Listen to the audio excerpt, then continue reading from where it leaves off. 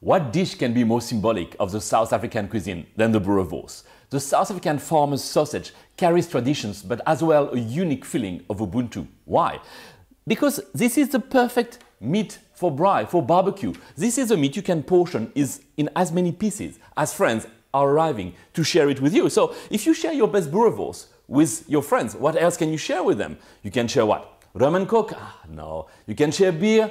No. You can share the farmer's daughter? Kakman. You share great wines with your great friends. This is what Ubuntu is all about.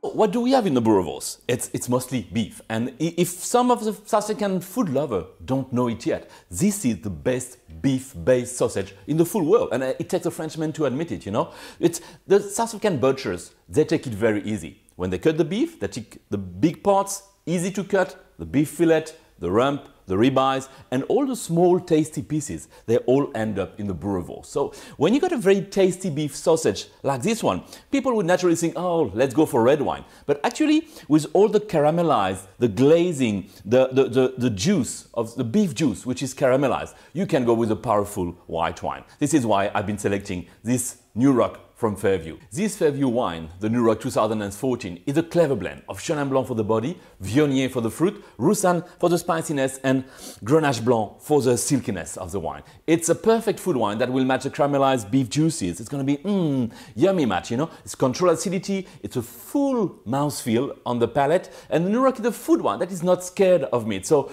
it will provide the balance to the dish. And if the question is, can you go white with the Boerewors? The answer is yes. Not every white, but you can go white with the Boerewors. That's what the New Rock 2014 is showing us.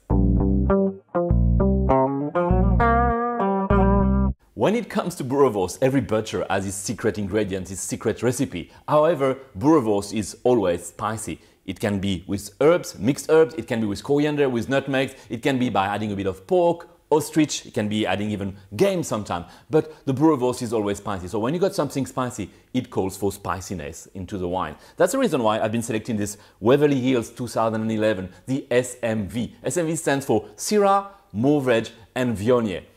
I chose this wine because it smells like it's been made for the Boerewors. It's by the books food matching. It's spicy, you got white pepper on the nose, you got meatiness on the palate. It's long, but it's not too powerful. Remember, this is a powerful dish. Don't overdo. Try to find a medium to full-bodied but round tannins. Nothing too harsh, too hard with the Boerewors, because then you'll end up into something too powerful anyway. So SMV 2011, Syrah, Mourvedre, Viognier, that's the by the book perfect match for the Boerewors.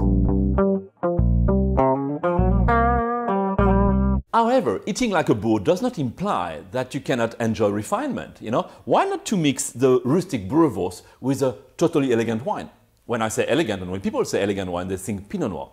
I say better than Pinot Noir, I say Nebbiolo. The Steenberg Nebbiolo 2013 is the perfect elegant wine. This cool climate grape from northern Italy in the Piedmont found the perfect spot to grow in Constantia on Steenberg.